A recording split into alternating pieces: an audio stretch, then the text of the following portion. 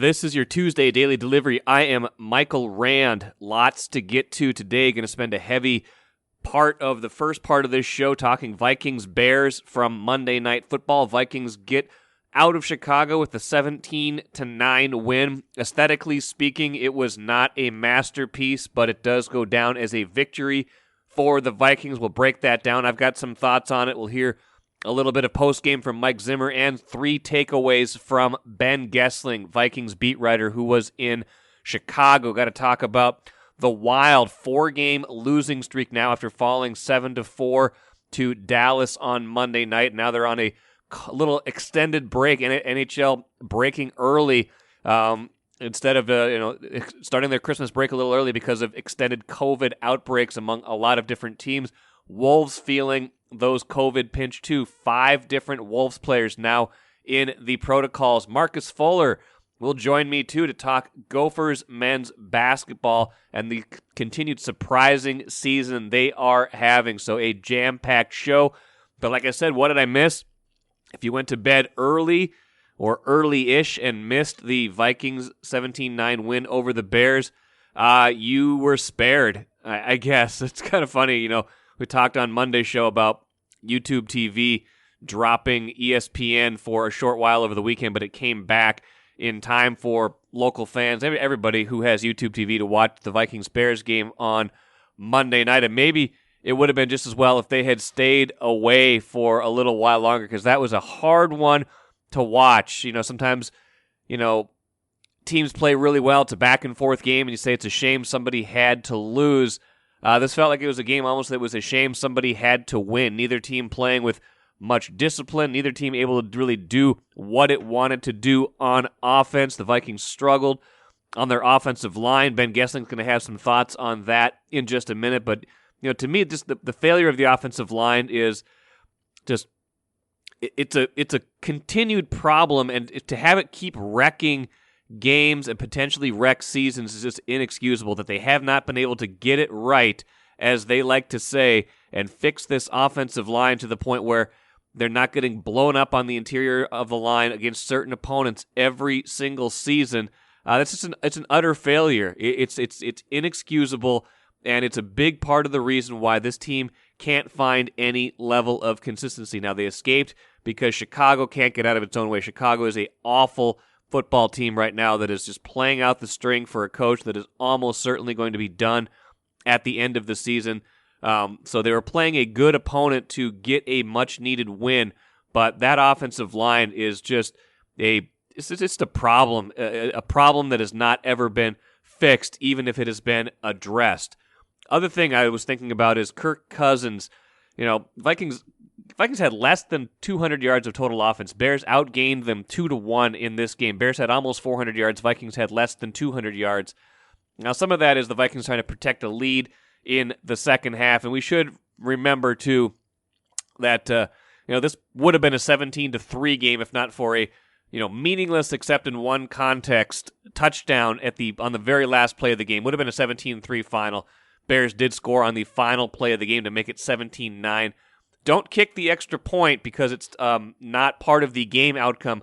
I bet some gamblers were kicking themselves, although I saw people talking on Twitter, the line for this game was anywhere from Bears plus 7 to Bears plus 8.5. I saw as much as that. So if you were a gambling person, you had a great deal of interest on that last play that got the Bears to an 8-point loss. You maybe either almost had a strange backdoor cover, or if you bet on the Vikings, you were pulling your hair out, or you were loving the fact that they didn't kick the extra point. There was a certain gambling element to that final play of the game that was probably the only and best drama at the end of that game. But the fact that it even was reasonably close in the second half was a function of two things. One, the Vikings just couldn't move the ball at all. And, two, Kirk Cousins just couldn't get anything going. At the end of the first half, I actually had this thought to myself there. The Vikings are up 10-3. They're trying to get more points at the end of the first half. And I didn't tweet this. I thought about it. I just didn't want to be too pessimistic. I was like, how are the Vikings going to blow this and go into the halftime 10-10? And literally 3 plays later, Cousins throws an interception right into the Bears' arms. Now, Justin Jefferson was probably held, tripped up on the play, But, looked like the Bears were going to come down and get some points. Now, the Vikings got out of that with a blocked field goal. But, just every time they have a chance to put a team away, they are unable to do that. And, they were, to a certain degree, in control of the game. And I guess that was the key takeaway that I took from Mike Zimmer's post-game. Here's Zimmer after the game. I thought we were in control of the game for the most part the entire time. It was disappointing offensively. We didn't move the ball very well, I didn't think, in the second half. Gave them too many opportunities, and defensively we had some turnovers. I thought they played real hard. I thought we did a decent job on the quarterback running. But for the most part, I thought we played a good football team. Their pass rush is definitely outstanding with Quinn and Hicks, all of the guys they have. So, but it was good to get a win tonight. I mean, I guess it was 17-3 for a lot of that second half. It never really felt like the Bears were going to seriously threaten in that game, although it was more a function of their own incompetence than anything the Vikings were doing that made me feel that way. Take a playcation to Mystic Lake for 24/7 gaming, fun restaurants and bars, and luxurious hotel rooms. And join Club M to bask in the rewards. Follow the lights to Mystic Lake, where every day is play day. Yeah, a win is a win. I'll get into some playoff scenarios here in a minute, but first, I want to hear from Ben Gessling, Vikings beat writer, with his 3 takeaways. Checks in with a voicemail here on Daily Delivery. Here are my 3 big takeaways as I sit in my hotel room after the Vikings' 17-9 win over the Bears at Soldier Field Monday night. Number 1, the offensive line remains their biggest problem. That's been the case for 7 years, probably with Mike Zimmer, but it is still the case now. They've tried every configuration they could come up with.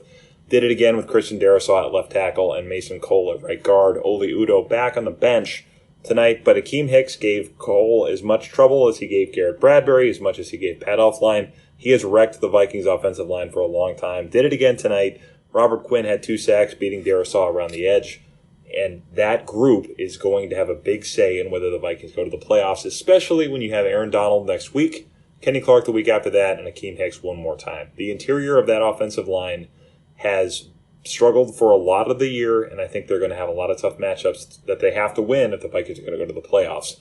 Number 2, a lot of talk about the officiating tonight, a lot of talk about player safety, but the big calls of the game, the one on the hit over Tyler Conklin in the middle, the one where the Bears defender went low on Brian O'Neill trying to get to make a tackle, and then, of course, the one that got Eric Kendricks tossed out of the game with Justin Fields sliding and Kendricks hitting him in the head. It took me back to a conversation I had with Harrison Smith a couple of years ago after the Anthony Barr rule or the Aaron Rodgers rule, whatever you want to call it, was implemented, where you have to not put your full weight on a defender, put your full weight on a ball carrier, rather, as you hit him.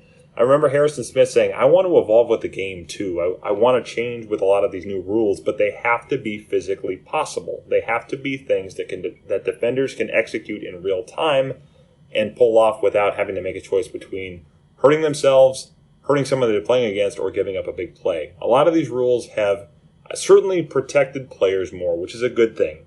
They've protected offensive players especially, and I think we all understand why that is. But a lot of these defenders, I think, get put in awfully difficult situations where they have to make decisions in a split second that sometimes put them in physically awkward positions that they just aren't going to be able to pull off at high speed in real time. So spare a thought for your defenders, both if the call went for your team and if it went against it, because a lot of these rules put them in a difficult spot. Finally, Justin Fields got his first start against the Vikings tonight, got his first start against a team that made at least some effort to go up and get him in the draft. And as I looked at him missing throws in the red zone, fumbling the ball, kind of backpedaling from defenders, the old Garth Brooks song, Unanswered Prayers, stuck in my head a little bit. The tagline from that song is, sometimes I thank God for unanswered prayers.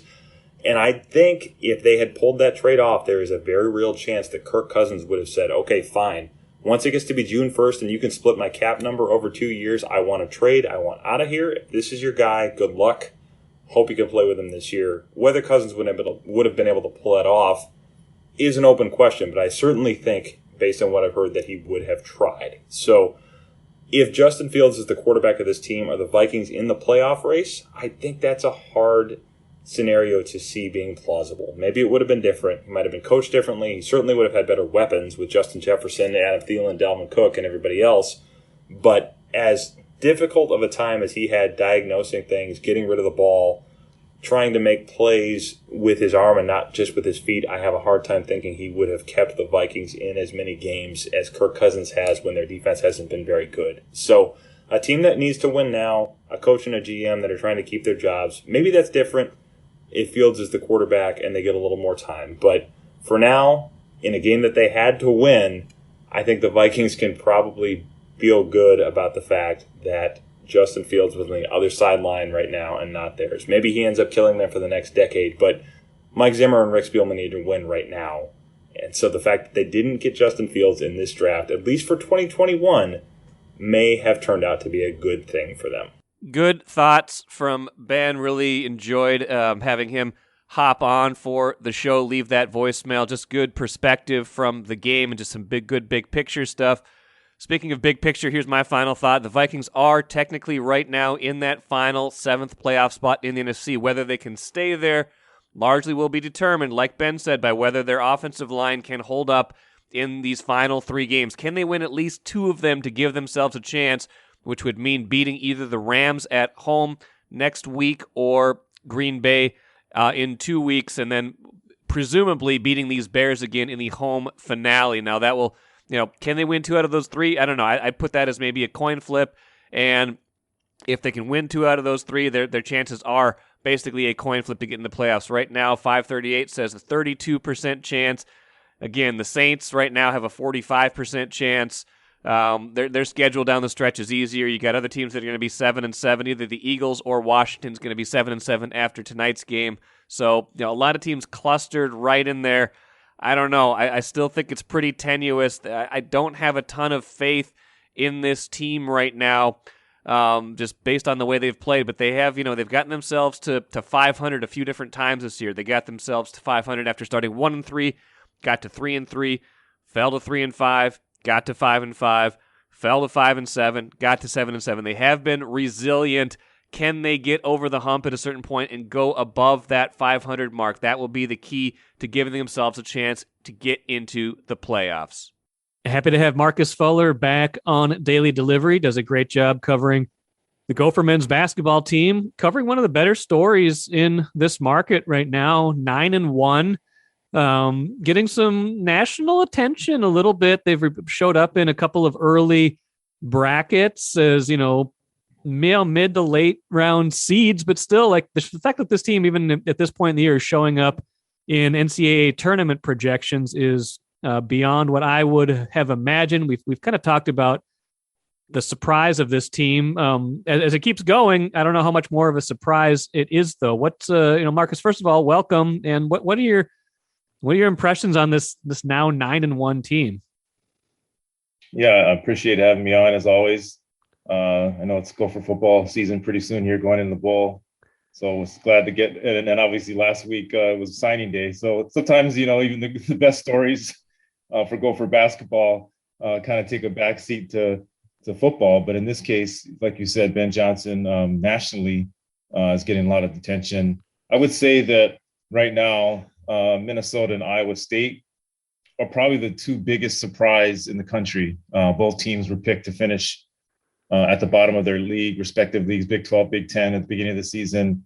Iowa State is a top 10 team right now, so we're not talking about that much of a jump for the Gophers. But again, to be in the NCAA tournament mix as a projected beginning of the season bottom seed in your conference, I think says a lot about not only what Ben Johnson and his staff have done as coaches, but kind of what these group of players have done so quickly. Being a bunch of newcomers who have never played primarily at the high major level and have now beaten 2 high major teams and 3 in Pitt, Mississippi State, and Michigan, and all 3 on the road. And I think, you take away, obviously, their 9-1 start and the fact that this is the first year under Ben Johnson. And if you just judge it on the road wins side, that's an incredible feat considering in the previous 2 seasons, the Gophers had only won 2 road games under Richard Pitino, including 0-10 last year in the Big Ten. I don't remember them winning 3 road games a lot during the Richard Pitino era. Maybe you have a better memory than I do. It might have happened, but that feels rare for this program. Not in a season. Yeah, not in a season. I mean, you have to go all the way back to, I think, 2016, 17, when they went to the tournament for the first time under Pitino. I believe they won 5 road games that year. But they won 8 in a row that year just to be able to get into the tournament and get a good seed. So this is a great start for Ben Johnson on the road, and he's going to need a lot of road wins. I want to say he's going to need a few more road wins, and he's going to need to take care of business at home, I think, if this team has a realistic shot at the NCAA tournament. The fact that we're even talking about that at this point, like I said, is a surprise to me, at least. And I know I asked Ben Johnson this a week or 2 ago, like, are we at a point where this team isn't really just a cute little story and a surprise anymore? What do you think? Have you seen enough to say, not that, hey, this is a great team, but that this is sustainable? Well, I would say that, right now, if they were to win a couple more, I want to say meaningful, they're all meaningful, but a couple more games that they're not supposed to win, maybe like in Illinois at home or another team at home, I think they would be ranked. I mean, they're that close to being ranked. And so do I think that this is a top 25 team at the end of the day, at the end of the season? No, I don't think that that's sustainable. I do think that this team is capable, especially at home, of beating teams comparable to them, those favorable games, when you're talking about you're playing, Rutgers at home, you're playing Nebraska or Penn State, Northwestern.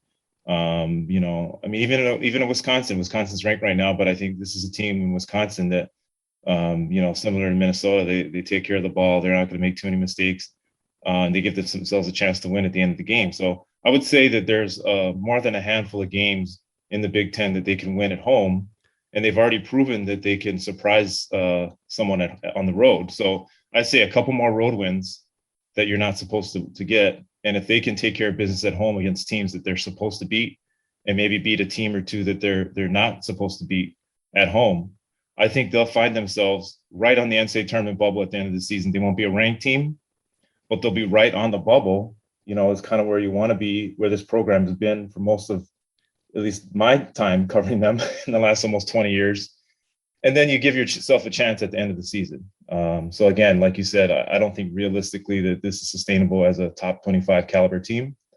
Not with the depth that they have. We spoke about that before the show, the lack of depth. But I think if they can stay healthy, if they continue to get as much as they can out of this 6-7 man rotation, I think at the end of the season, you'll be looking at a team with about 17, 18 wins, and all they need is a couple more quality wins to possibly get themselves in the tournament. You're right. We did talk about the depth a little bit, and it's, they are playing most nights it's 6 primary guys, the starters, and Sean Sutherland. It's, you can win that way, but it takes, like you said, everybody's been relatively healthy. Sutherland missed a couple games in there, at least one game that I remember. Just one game, yeah. But their best 6, or the 6 that they prefer, have been generally available. Now we've seen a couple of the younger guys get mixed in when they could against some of these, these non-conference opponents. Do you get the sense that, Ben Johnson obviously has made his rotation pretty clear. That said, he probably would love to have, evidence that somebody else could step in as needed, or to give these guys a little bit more of a breather. You never know what's going to happen with injuries, even foul trouble within a game. Right. Anybody you see that's, played a little bit, or that he's talked about, that you can imagine, being ready for minutes at this point? Yeah, I think that, they have 2 non-conference games left. They play Green Bay and Alcorn State. And, these are teams they should beat handily. They should have beaten Corpus Christi handily, and they had 28 turnovers, which I look back at the recent history of the program, and it was the most turnovers the Gophers have had since 2007. When they lost at Purdue, they got blown out.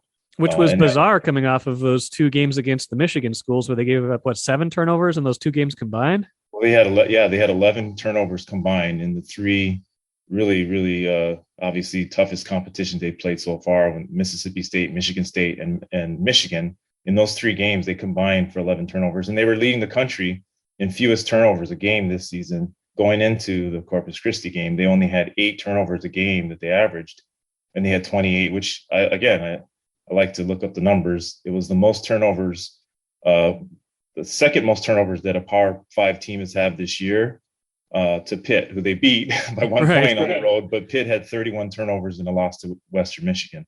I'm sorry, a loss to West Virginia. So, this is an outlier, obviously, so far. I wouldn't say that 28 turnovers is something that's going to continue anything close to that, but it is a formula, a blueprint for opponents in the future that, if you pressure them enough, that they might not necessarily, be close to that 8 turnover a game mark. I think Mississippi State and Michigan, they did a little bit of pressing, but it was more every now and then and 3/4 court press.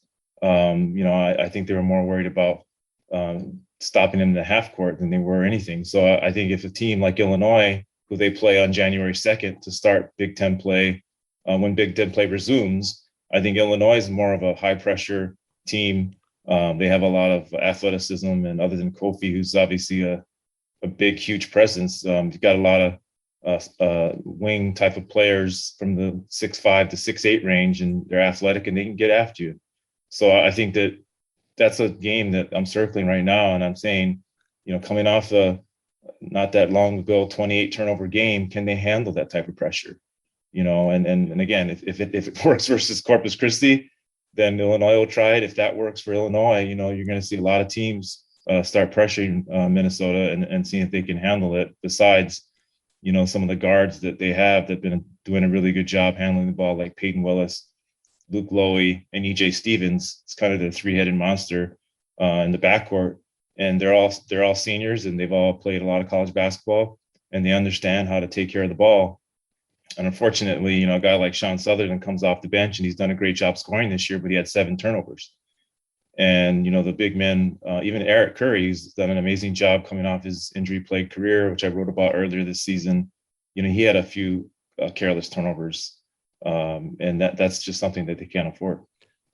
You mentioned a few of the guards. I think one thing that's interesting to me about this team is that everybody seems so important. That said, Jamison Battle is certainly there. When they need a basket, he's the guy they go to. In generally speaking, I think Peyton Willis maybe gets that role sometimes too, depending on matchups. But am I right in thinking that Battle's been even better than advertised, even though we knew he scored 17 points a game last season, that he's done it at this level, had the kind of game he had against Michigan? I've been pretty impressed by him.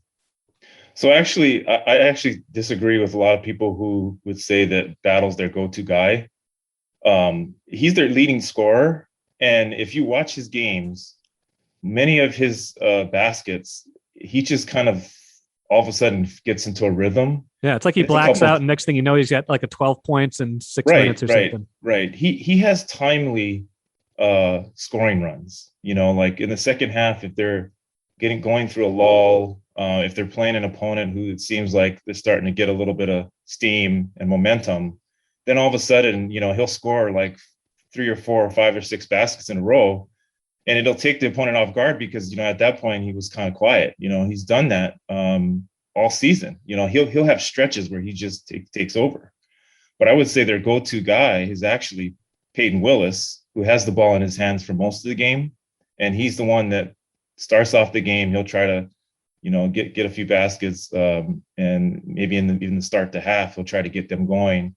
And then EJ Stevens as well. If you remember the Pitt game, Ben Johnson put the ball in his hands for the last shot. He got to the basket, actually got off a decent shot, but he missed. And Luke Lowy was the one to tip it in for the game winner. And Peyton Willis, obviously, in the Asheville tournament, had 29 points, helped them beat Princeton for the championship, and he was MVP of that Asheville tournament. And then when they beat Mississippi State on the road, which was their best win before Michigan, he had 24 points in that game and really carried them. So I think Peyton Willis is actually their go-to guy, and Jamison Battle, he's a guy who's just the momentum swinger. I mean, if they're in the lull, if they need a basket, and there's some point in the game when they are starting to lose momentum, then he does it on his own, and they make sure they feed him. But he's not a guy that they'll run a couple plays for him, but he kind of manufactures his own shots. He just shoots it from, from the logo, as they say. He's where is he from? De La Salle. De La Salle is about 5 miles from Williams Arena. 10 maybe not miles, even that. so Yeah, maybe a few miles, but he definitely shoots it from De La Salle and not from anywhere in Williams Arena, because he's got range like that. And teams know it, and they're not prepared for it because it comes off guard. He'll, like I said, he'll be quiet, not even really being very aggressive, and all of a sudden he'll shoot from 30 feet and it'll go in, and they're like, well, okay, let's do that again, and he'll do it again and again and again. And then against Michigan in the second half, what he did was he hit a couple shots from deep, and they started guarding him close. And what he's incorporated into his game more and more this year is he's taking it to the basket, and he's a big athletic guy. He's 6'7", 230 pounds.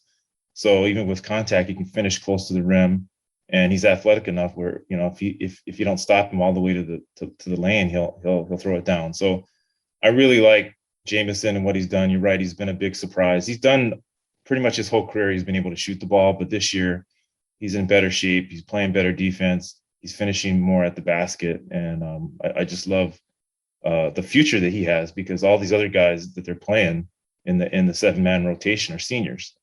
So he's the only guy that'll be back next year, that we know that they can kind of build the program around. Last thought for you. You said, I think Ben Johnson has said he likes when Battle takes those shots, because it does kind of stretch the defense, makes them honor that, and then it does open things up a little bit. Another thing I think Ben Johnson's done a good job of, just kind of reading back at some of your quotes that you used in the piece you wrote on the website Monday, just about them being in the tournament field right now, is that they don't seem like they're satisfied by what they've done. I mean, I don't know what their internal expectations are. It doesn't seem like they're particularly even surprised by any of this. What's your take on just kind of their headspace as they kind of, think about 9-1 and some of this national attention they're getting? Well, I think Ben and the coaching staff are surprised. Okay. I think they for sure are surprised. I think the players, because a lot of them are seniors, whether they're surprised or not is irrelevant. I mean, they came into the season thinking that this is it. This is our last stand. Like we're going to make a run at the NCAA tournament. We have no choice. This is our last season. So, I don't think they looked at any opponent in front of them and said, hey, man, it's going to be a tough game to win. They knew that they have to win as many games as they can to get themselves a chance to get to the tournament. Now, when you start off winning almost, every game, well, they were 7-0 at one point. After a while, when the wins start piling up in different ways, you win in double overtime, you win when you have a 16-point lead and it gets down to 2, you win on the last second shot. You win when your two leading scorers are having a really bad half. You win when your best player off the bench doesn't play, and you're at Mississippi State, who's supposed to be the toughest opponent that you've played so far. Now you've kind of believe you can win in every situation. And, the situations that they haven't been in, like they haven't played in the Big Ten in a lot of arenas, those players, those seniors have still played in big moments and in really tough environments on the road. So it's not like they hadn't seen that before. And Michigan was struggling. Michigan wasn't playing like the Michigan of old. They have a lot of talent, maybe as much as any team in the Big Ten, but they were struggling to find their confidence. And once Minnesota hit them in the mouth in the second half and they didn't stop, Michigan didn't know how to respond. And I think I'm not pointing any fingers at Juwan Howard or his team or anything like that. I think they're a really good team. I think that shows a lack of leadership on their team. Not with Juwan and per se, but his players. When you're struggling and the team is on the road and they're outplaying you, at that point, your leadership's got to step up and say, hey, this is our house. Let's take care of business. We're better than them. And I didn't see that at all. Like Minnesota was, whether it was Peyton Willis or, Jamison Battle or EJ Stevens, it didn't matter. They just kept taking it to Michigan and they had a lot of confidence doing it. And I think that'll continue versus every opponent they play. But like you said, the lack of depth, and then at some point, the talent level is going to be so drastically different that they're going to be like, wow, we're playing the best we can and it's not good enough, And I think like a team like Purdue, who's arguably the number one team in the country, Illinois, I think, is as talented as anybody in the league, especially with Kofi Coburn. Those teams might be just too overwhelming for them talent-wise, unless they have a really big game, like a 3-point shooting game, or again, they have just really outstanding games from Jameson Battle or Peyton Willis. Well, it'll be fun to watch. It's been fun to watch so far this season. Marcus Fuller, thank you so much for checking in. Probably won't get you till the new year because, as I've told viewers or listeners on Monday's show as well, next week, no regularly scheduled shows, taking the week off, and then we'll probably get you right after the new year because they start up Big Ten play again, and it'll be interesting to see kind of where they are if they get a couple tests in there as well. So, Marcus, happy holidays. Thanks for joining me here today. Yeah, thanks a lot. Happy holidays to everybody else. Enjoyed catching up with Marcus. Does a great job covering the Gophers for the Star Tribune. Like you mentioned, they play Green Bay Wednesday. These are not the Packers. Green Bay is 2-8. Gophers 9-1. Should be, like he said, an opportunity to see some of these other young players in action and give them a chance to, maybe see what they can do as they prepare for conference play heating up here again in about 10 days. Let's finish with the cooler. Like I mentioned, the Wild staggering into this extended break. 7-4 loss. Joel Eriksson-Ek injured in the game. We'll see how serious that is. Cam Talbot gives up 6 goals. A lot of the things that were going well, but maybe maybe we're a little bit, going a little bit too well during that long winning streak have been exposed during this 4-game losing streak. I still think this is a really good team, but they are going to need to clean some things up. Maybe it's a good time for a little pause, see if they can get healthy, see if they can get right, kind of come back, get back to work, and see if they can resume what was looking to be a very promising season. Timberwolves, like I said, 5 players out in health and safety protocols as they go to Dallas for a game tonight. Again, a team just like the Vikings trying to get over that hump to get past 500 and beyond. They are 15-15 right now. They've kind of been hovering right around that mark. They've been having an up and down season. Maybe they can, as they say, turn a corner and get a little further down the road. We will see. Won't be easy with 5 guys out, including Anthony Edwards, Jared Vanderbilt, and Patrick Beverly, 3 members of the starting lineup. So we'll see about that when they play Dallas tonight. Thanks for joining me here on Daily Delivery today. Good stuff coming up tomorrow. Should have some film review. Should have some more. My least favorite team is my favorite team. Plenty more to get to from this Vikings game. And we'll see you again on Wednesday.